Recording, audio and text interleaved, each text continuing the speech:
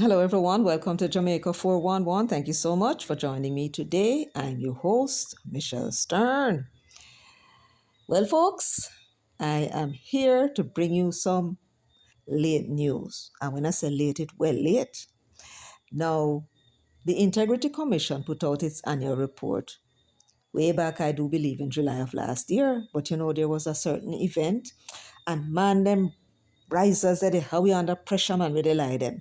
So we had to pay attention to them and set the record straight because we must not allow lies to go out into the atmosphere and drop into your ears because that's not good for you. No, sir. That is bad for you, man. So we had to pay attention. So finally now, we are turning our attention to the Integrity Commission. I suppose them probably think them get way, but old time people say, well, better late than never. Now, I am going to be bringing you 3 reports, or should I say 3 videos. One would be this particular video, which is going to focus mainly on the last words of Mr. Seymour Panton, the first words of Justice Carol Beswick, and we may touch on a word or two from the former executive director, Mr. Greg Christie. Yes. And there is something I want to point out to you. And anybody that knows Pastor or Deacon or Elder Panton or Pastor Panton, whichever it is, send this video to him for me, please. Because we're going to have a little conversation. We're not going to quarrel. We're just going to have a nice little chat. And because we're going to have that nice little chat, we want to ensure that him get the message. But before we get into it, I'm going to ask everyone, please, would you be kind enough to give the video a thumbs up from now on, please? Give the video a thumbs up and share as well as subscribe if you have not yet done so. And remember, feel free to leave your comments in the comments section. And of course, I thank you all in advance. Now that that is out of the way, let us now get down to business. So let us begin, first of all, with the chairman's remarks. Now, this would be the chairman, Carol Beswick, Justice Carol Beswick. And I'm not going to read everything, only the parts that I think might interest you. It says, changing of the guard. Now, the wordings that she used in her remarks tell me that this lady must be a joker. Yes, man, I never know such a full of joke. But let me read it for you, and you will see if you see the joke that I saw in it.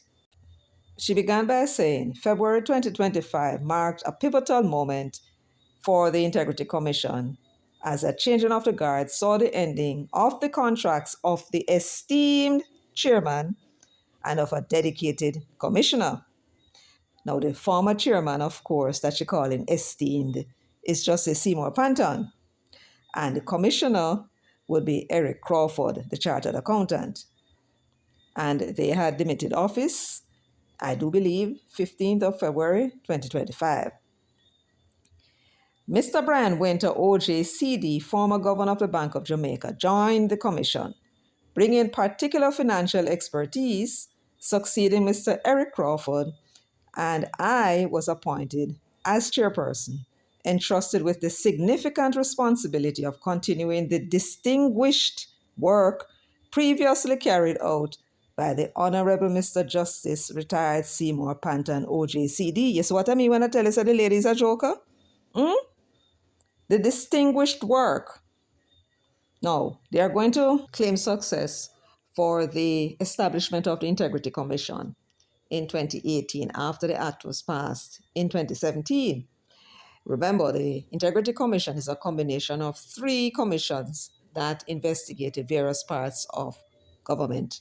The Parliament Integrity Commission, they were the ones that were looking into corruption, if any, for the parliamentarians. The Office of the Contractor General, they examined the contracts.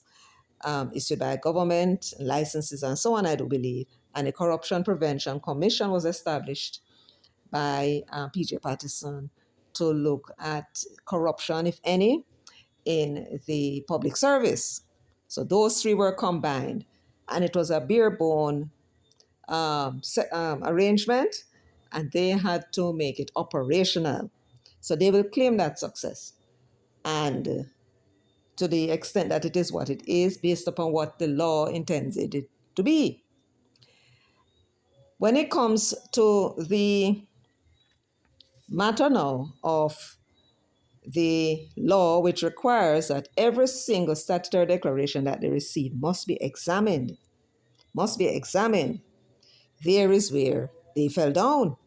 In the 6-year period since the Integrity Commission was established in 2018, they received a total of 165,492 statutory declarations in that period. How many did they examine? 2,324 in that period. But guess what?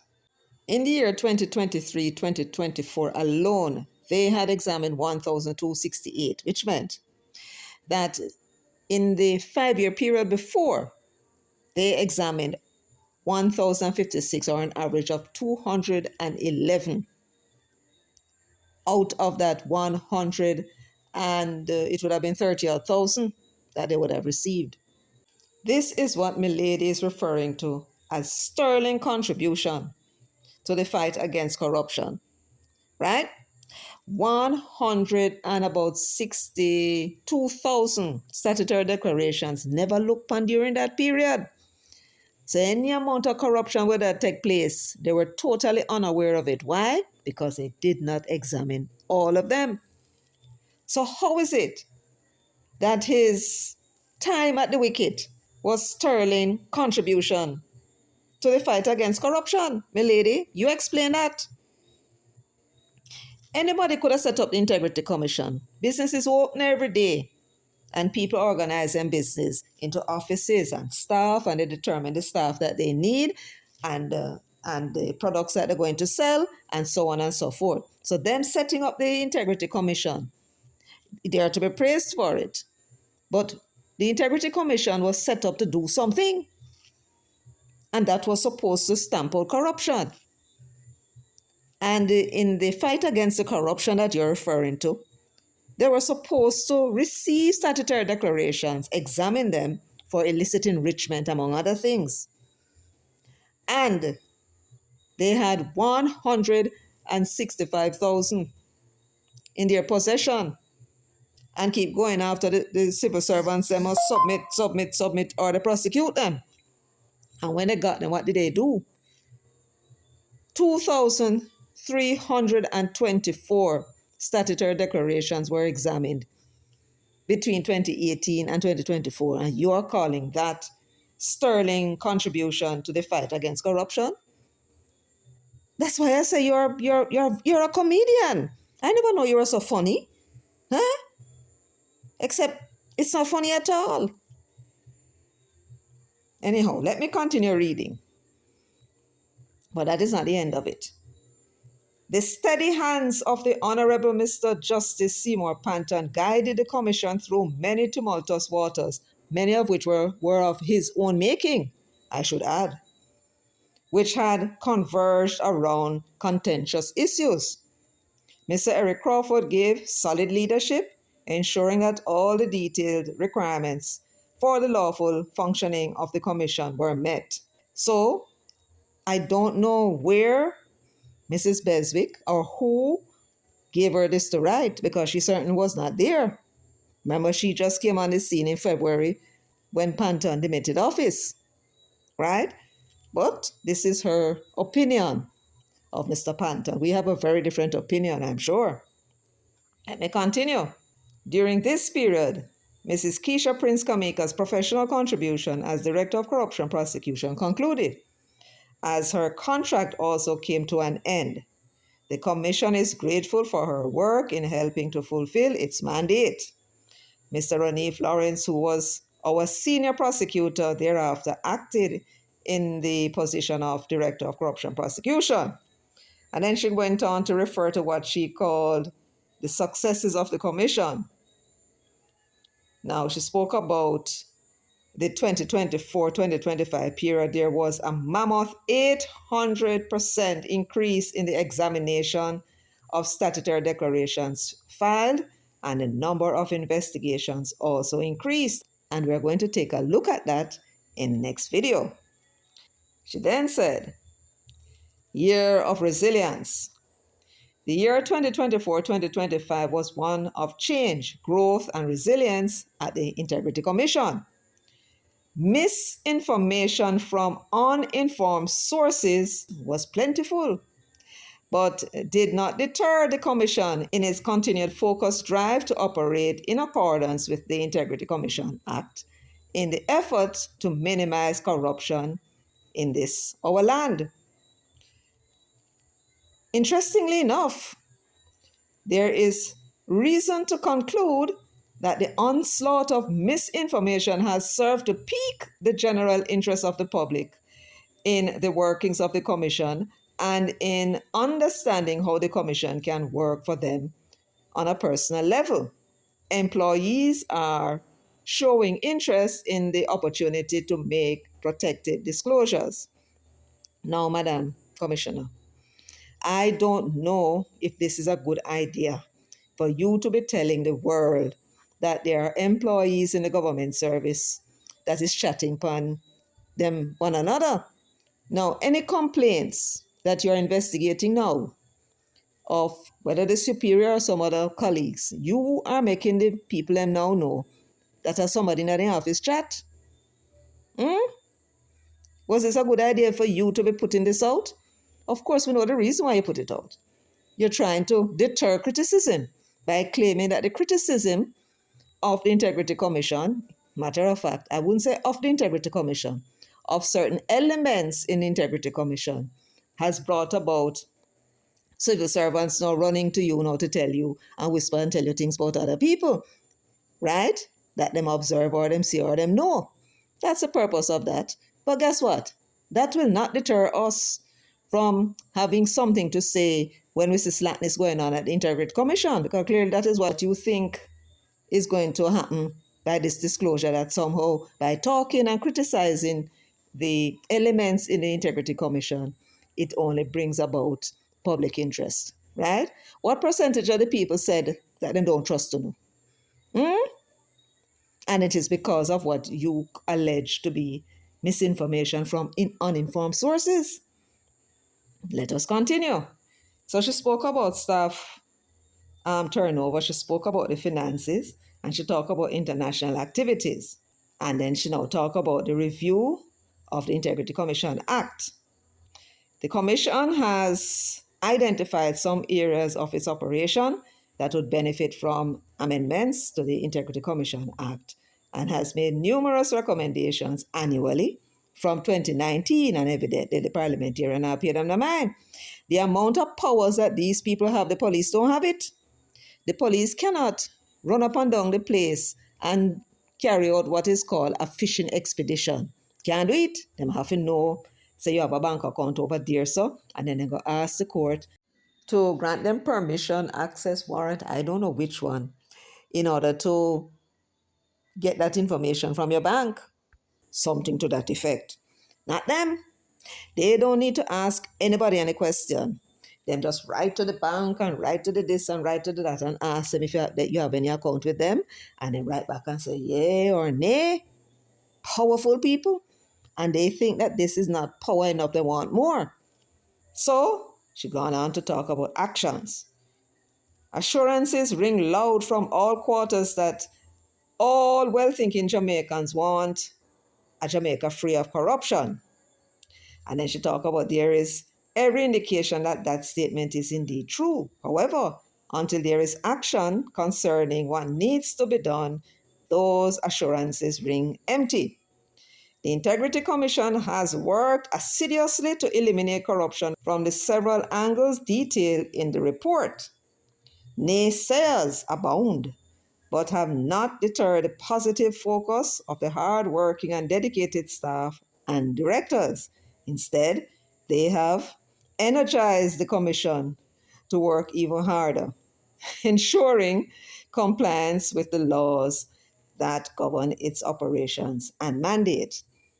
And we're going to read elsewhere where Panton was making um, similar sounds and comments, and so too Greg Christie. And as Shakespeare would say, methinks thou doth protest too much. And then you wonder at this constant reference to the staff being buoyed by the criticism that them said I'm getting, right? And one wonders if they are protesting too much. Now, she's inviting us now to join the fight. The Integrity Commission is inviting all those who want a corruption-free Jamaica to join the fight against corruption, to not only support by mouthing words, genuine as the words may be, but to also take action to help in the fight. Action includes responding to inquiries that may expose corruption, passing pertinent legislation to establish relevant, helpful policies to combat corruption.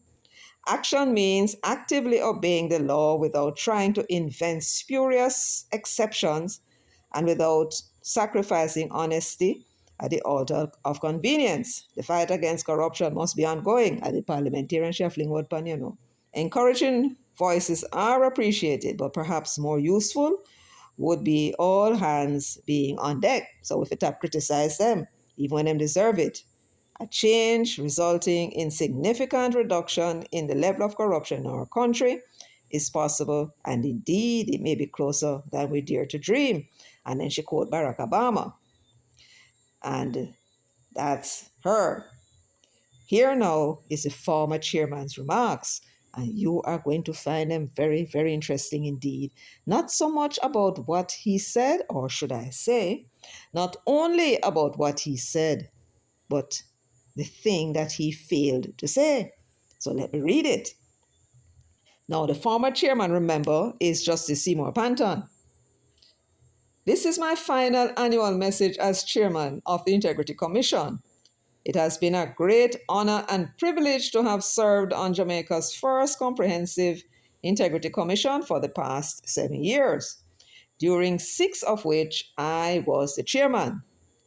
As a very proud Jamaican who is and always has been committed to serving the public and the public interest, I am very pleased with the work of the Commission, not just over the past year, remember now we know, they increased the examination by 800%. So that is what I'm proud about. But for the entire period that it has been in existence, I'm very proud of the work of the Commission. Now you have to pardon me reading, these are extremely fine print. He went on to say, the Integrity Commission is a commission of parliaments, and giving away history now. It is a body that should receive the support of all members of the legislature and other public officers. After all, it is established to promote ethical conduct and good, honest governance by all public officers. You hear what him said the Integrity Commission was established to do? It is established to promote ethical conduct. Don't forget those words.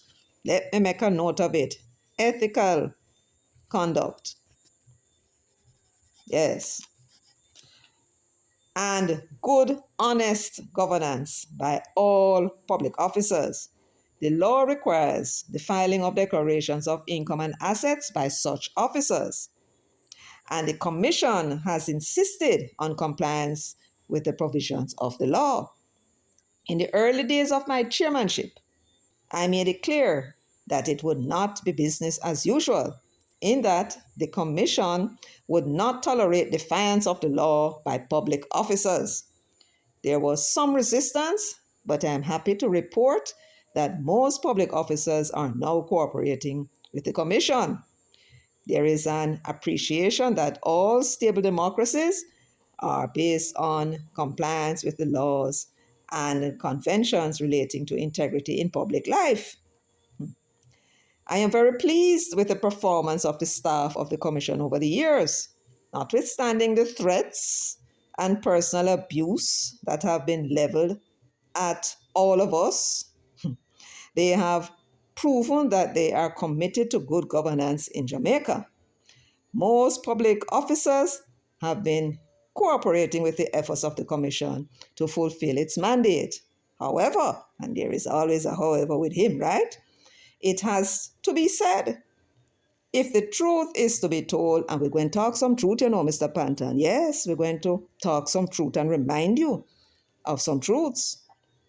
If the truth is to be told, that some members of the legislature who are part of the governing party, let me get that, adopted an antagonistic stance towards the commission to the point where they have regularly made false statements inside and outside the parliament while libeling commissioners and staff members. And then it go on. One female legislator went to the extreme of using an anti-social media platform. I wonder who that, to post images of members of the commission and attaching outright lies that many have interpreted as an invitation for us to be harmed. Even the youth arm of that party, joined in attacking and libeling us. I regard this whole scenario as shameful. It has to be said, himself. The actions of some legislators have really surprised and disappointed me. The Commission has good reason to write to the Speaker in respect of the unethical conduct of a Member of Parliament. To date, that letter has not been acknowledged. Given the reason for the letter being written, it is surprising that the individual remains a member of the Parliamentary Committee that has oversight of the Integrity Commission. Not only has he remained a member, but he also seems to have assumed the lead role in the effort to dismantle the commission by removing the Auditor General and altering the qualifications for membership of the commission. The commission would then suffer the fate of the political ombudsman. The committee seems to be prepared to dismiss the views of the Solicitor General on the matter. And I'm going to come back, make a note of the Auditor General, right? So he's saying that he wrote to the Speaker complaining it would appear about Warmington, right? Because he was the one that was leading the charge for the removal of the Auditor General. And this man is supposed to be a man of integrity. This is what he would have us believe. He's saying that the individual he's talking about, right, is leading the charge to dismantle the Integrity Commission. Where he got that impression from? The removal of the Auditor General is the argument that we are putting. She should never have been on it in the first place. Because she's on the Integrity Commission, you, Seymour Panton, was able to get away with the slackness that you were operating, called integrity, where you had 165,000 statutory declarations received in 6 years and only examined 2,324 of them. Right? Had she been in her capacity as Auditor General, should have gone in on her backside long time. Should have gone in and done a performance report, and that would have exposed your failure as chairman of the Integrity Commission. And there would be nobody talking about your sterling contribution, right? And you would not be here talking about how you're proud of what you have accomplished, had that been the case. So the question that we must ask is, why is it that you want the Auditor General to remain? Especially in your own statement here, in this report, you're basically saying she had very little to do with the accomplishments of the Integrity Commission in terms of its organization. Let me read it for you, Mr. Panton, and remind you of what you said. You said the law establishing the commission came into effect 2018. It bears reminding that the law mandated that the staff that had been employed to the three legacy bodies were to be kept on for 6 months only, and then new staff were to be recruited. It meant that the commission commenced operation without a settled structure and staff complement. That's what you said.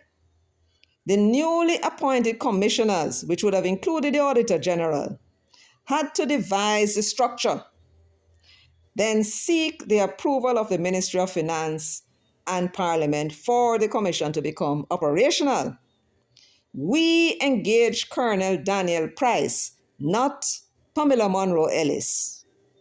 The five of you engaged Colonel Daniel Price on an interim basis as executive director. He assisted in getting the commission off the ground, not Pamela Monroe Ellis.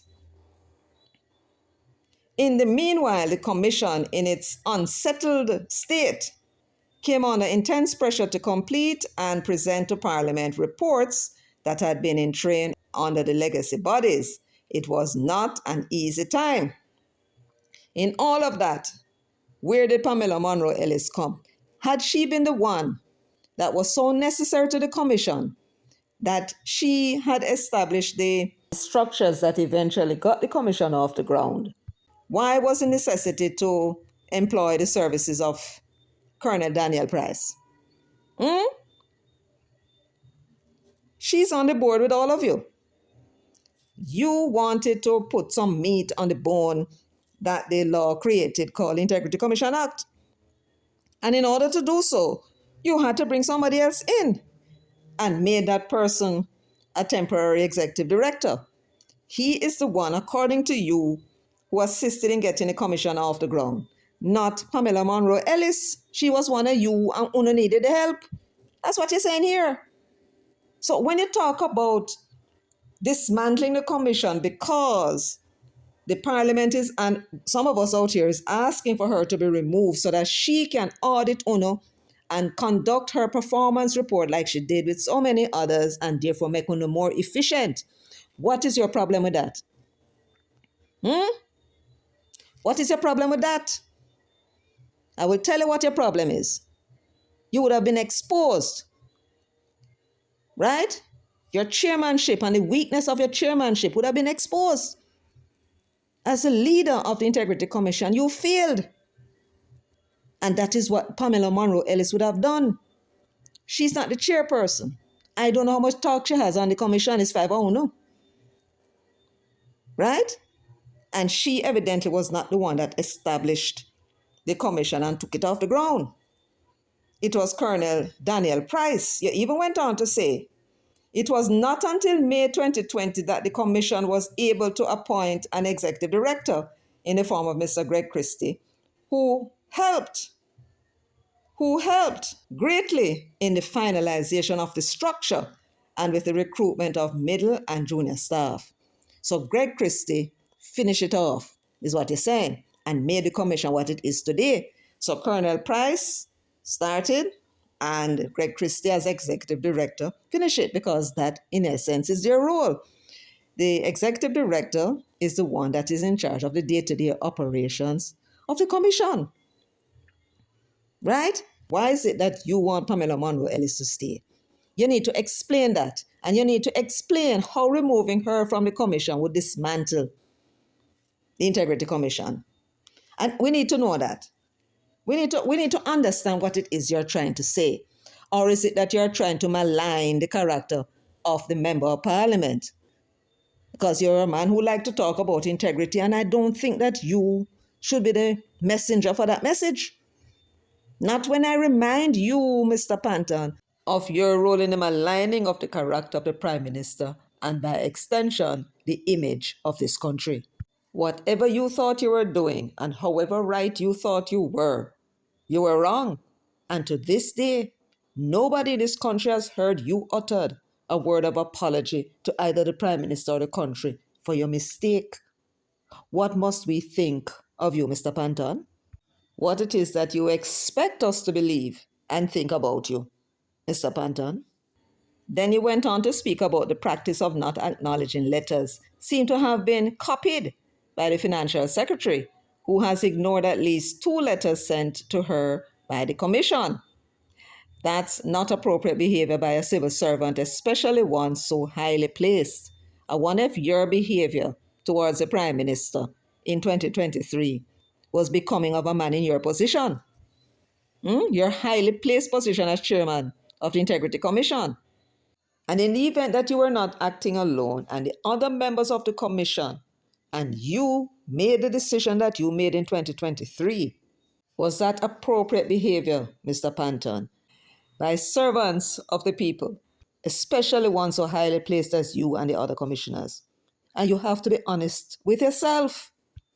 In the Senate, the president seems to have misinterpreted his role as the appointed leader there. Instead of encouraging compliance with the requirements of the Integrity Commission Act, he regularly displayed hostility towards the commission and on occasion was heard on radio calling for the resignation of the commissioners and officers. So as a Jamaican citizen, he's not entitled to his opinion, but you are entitled to yours. Is it your role to be out there criticizing the parliamentarians? And if you can criticize them, why you feel them shouldn't criticize you if them have a beef with you? All you have to do is come out and then say your piece, as you are now. He seemed to have been offended by the fact that the commission was submitting reports that call into question the conduct of some public officers. Is that so? Well, let me remind you, Mr. Panton, let me remind you, because you seem to be forgetting. Maybe your memory not so hot as it used to be, understandable. But let me remind you of an incident that took place in February of 2023. Yes, this letter that was written February 16, 2023 by Greg Christie, it was to do with the ruling of the Integrity Commission's Director of Corruption Prosecution regarding the special report of investigation conducted in circumstances surrounding the award of Government of Jamaica contracts to Westcon Construction Limited during 2006 to 2009. That was an investigation relating to the Prime Minister, and the allegation was that he may have had a conflict of interest in the matter, right? And you recall what happened, Mr. Panton? Yes, the Director of Corruption Prosecution, Keisha Prince Kamika, had made a ruling about the referral that was made to her by the Director of Investigation, Mr. Stevenson, that the Prime Minister should be charged for a possible conflict of interest when it comes to contracts that were awarded to Westcon, right? The allegation was that he and the gentleman who was one of the principal were pals and he may have influenced contracts going their way, right? And she made a ruling that the Prime Minister was not to be charged. And she gave her reason, quoting from case laws as well. Now, the investigation that Kevin Stevenson had conducted, that was dated in October 2022, and it was handed over to you at the commission, or in any event, it was handed over to the commission. And you held on to it and waited, as you should, until the indicative ruling came. The indicative ruling, for my subscribers, that is where she makes a decision as to whether she's going to charge or not to charge. And that ruling was made and handed over to the commission January 12th, right? So nearly 2 months later, she made her ruling. You remember that, Mr. Panton? You remember what you did? You sent the report, the investigation report, to Parliament to be tabled. You ordered Christie to send in the report. And according to Christie, he said here, February 16, 2023, in the letter to Parliament, when he sent to them the indicative ruling, he said, I have the good honor and privilege to write to you in relation to the above captioned matter and further to our letter to you dated Monday, January 12, 2023, under the cover of which the caption investigation report was conveyed to you at the direction of the commission. So the commission, including the chairman, Mr. Panton, had instructed Greg Christie to send to the Parliament the investigation report of the Director of Investigation, Mr. Kevon Stevenson. So this is Greg Christie confirming that on the same day when the indicative ruling was received, where Prince Kamika said that the Prime Minister should not be charged, gave her reason and quoted from case laws. On that same day, the Commission instructed Greg Christie to send to the Parliament the investigation report of Kevon Stevenson, right? Recommending that the Prime Minister should be charged for possible conflict of interest. So once again, Greg Christie said what? That on Monday, January 12, 2023, under the cover of which the captioned investigation report was conveyed to you at the direction of the Commission for tabling in the Houses of Parliament. The report was subsequently tabled in the House of Parliament on Tuesday, February 14, 2023. You heard that? So it took the Parliament more than a month to table, and you can well imagine them don't know what the hell they're going to do. It's politics, right? And because it took so long to table it, a month and 2 days, it exposed the Commission and Panton for what they had done. They held on to the indicative ruling and waited patiently until investigation report was tabled in Parliament, or at least that's the appearance of it. Now, is it possible that having received it on January 12, 2023, they had forgotten that they had it? Or is it possible that something else may have been going on? Well, let's read on. Following the Commission's review of the ruling, that is the Prince Kamika ruling, and remember, it's the Commissions, all 5 of them, right? So it's not just a chairman alone. Following the Commission's review of the ruling that was made by the Commission's Director of Corruption Prosecution, Mrs. Keisha Prince Kamika, dated January 12, 2023, regarding the matters in the investigation report that were referred to her for her consideration, the Commission, all 5 of them, through its chairman, the Honorable Mr. Justice Seymour Panton, directed yesterday, Wednesday, February 15, 2023, that the ruling should now be submitted to you for tabling in the Houses of Parliament. In keeping with the directive of the chairman of the Commission, I now hereby do so. Folks, looking at this comment by Greg Christie through fresh eyes, what exactly was he saying here? Was he intending to provide the Parliament with a chronology of what it was that occurred? First, he started by saying that he had sent the investigation report to them on Monday, January 12, 2023, right?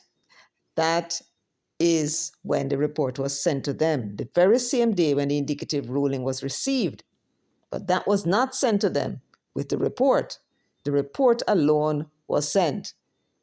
And he then went on to say that the Houses of Parliament tabled the report, the investigation report, on Tuesday, February 14, 2023. Clearly, this was his intention to give a chronological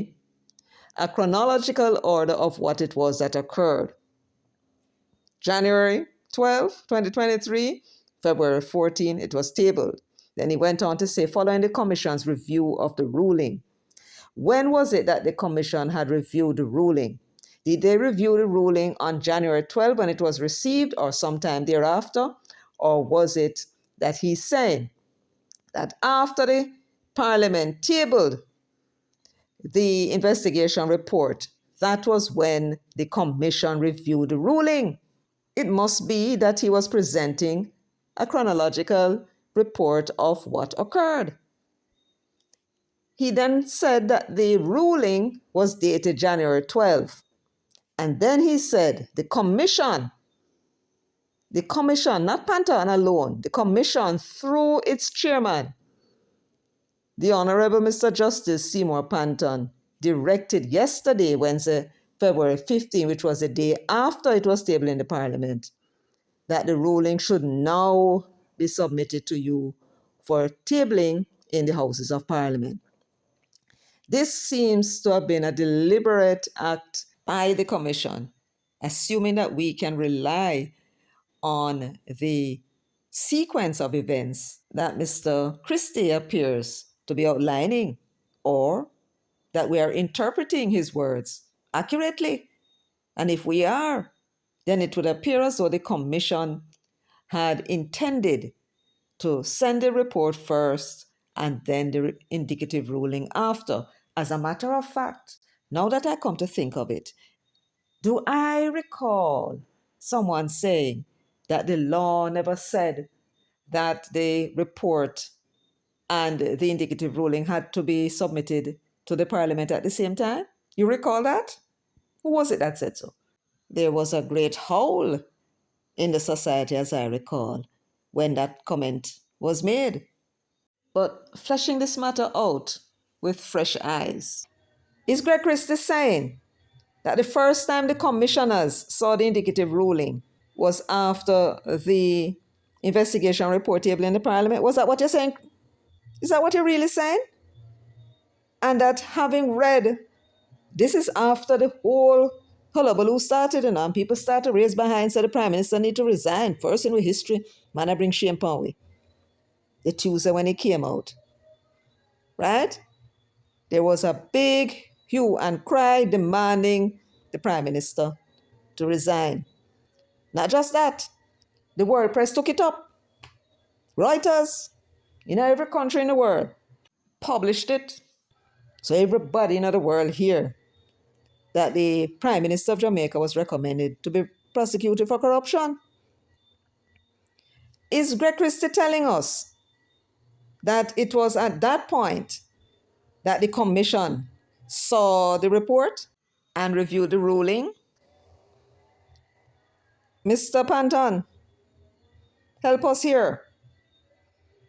It was at the time? Was it February 13th, the day when the hullabaloo started? Was that the first time they were seeing the indicative ruling?